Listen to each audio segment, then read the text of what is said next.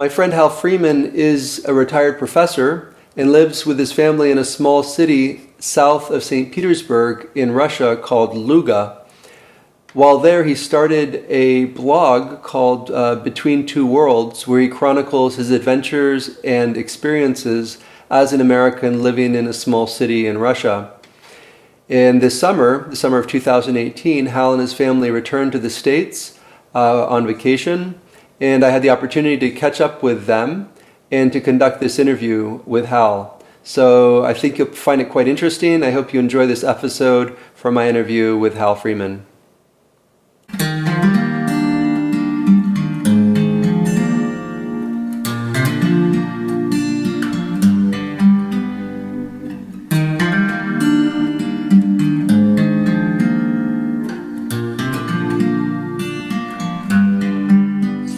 Well, I've learned to appreciate the cultural differences. And when I went there, I didn't like the food. I've learned to like the food. Okay, we start there. And other things about the culture that I've just learned to say, wow, this is good and positive. And learned, I think, on the this is not a negative side. I've learned that I don't need as much to be happy as I thought I did in America. I'm talking about most Russians live in a smaller living space than the average American. The apartments are smaller. The houses are, in general, smaller. And you don't have as many clothes. You don't keep a wardrobe, a big closet full of clothes, shoes, and things like that. I've learned that that's okay. You don't need them. We don't have a car, as I mentioned earlier. We take a taxi, we take the bus or some public transportation. A lot of times we walk. We walk to the market. We walk and we'll stop at the grocery store. If we go to buy clothes, we're within walking distance. And we walk, and we don't have to depend upon our car and a car payment or things like that. And so I have learned to live with less, and it has not decreased my joy at all. And so I think that is the main thing I've learned is look at the positive side of the culture, learn from it, and realize you don't need as much as you probably think you do. I don't know, and I'm saying this as an American, one of the Americans. I don't know why we think we always have to have more. We have to have bigger. We have to have more expensive.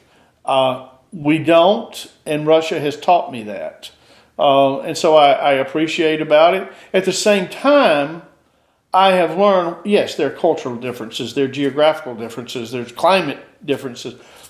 At the same time, Russians are concerned about the same thing people in America are. How are our children doing? Are they healthy? How are our parents? Are they okay? Do I need? They think about life, the job, and what's going on with the family, and what are they doing at church? How should we?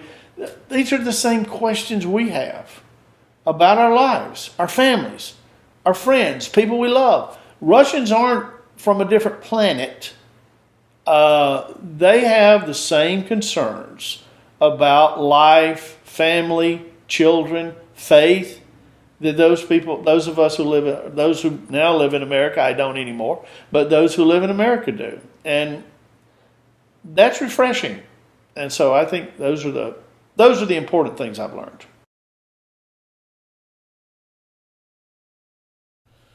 Well, the bureaucracy is very frustrating. To do anything, you have to fill out forms. And of course, as someone who's not a citizen, I have to have my migration cards updated every 6 months. I have to go out of the country and come back in because I have a visa. I am applying for temporary residence, which would eliminate that. But any of these forms that have any kind of mistake at all, for example, on my migration card, it asks the oblast, which is the region, and my wife put Leningrad Oblast. And so when she went through the line and got there, they said, you put Leningrad Oblast. It asked you Oblast, so you didn't need to put Oblast. And she had to go back, leave, go fill out a new form, get back in line, and come through again. It is amazing how detailed they are about their stamping. Does it have the correct stamping? Does it have the correct language in every way? So that is very frustrating. And my wife usually has to be the one to put up with that. She's the one who fills out the papers. As I said, Roman was a Russian citizen already, but Gabriel and Marina Grace, they are now citizens. The paperwork to do that was immense. And so my temporary residence, it's a lot of paperwork. And they read every page. And so the bureaucracy is changing. They are going to, especially I've heard in Moscow, I know some people in Moscow that they're saying you can do a lot more online now. And I think that is changing. There are some things even in a small town that we live in where you can do some things online. It's getting better, but it still can be very unpleasant. I would say that and driving. Russian drivers, excuse my stereotyping, I don't mean to say all of them, but a great majority of Russian drivers drive, in my opinion, carelessly. They tailgate, they speed, they pass when they shouldn't, and we don't have a car. I have an international driver's license, and I've been reluctant, in part because we don't really need it. Taxis are cheap. We can catch the bus. There's a lot of public transportation. I'm also reluctant simply because I'm afraid to drive with some of those people. So I would say the driving is, it's just not, in America we're conditioned, drive defensively. No, you drive offensively in Russia. You try to beat the other person, not back off. So I would say definitely the two things, the bureaucracy, which is changing some, the driving, I'm hoping, but I'm not too hopeful. So those are the two negative features of life in Russia. Hi again. Hope you enjoyed this episode from my interview with Hal Freeman. Please subscribe below to get notified when new episodes become available, which happens every week. And if you would, please leave a comment below letting me know what you thought of this video.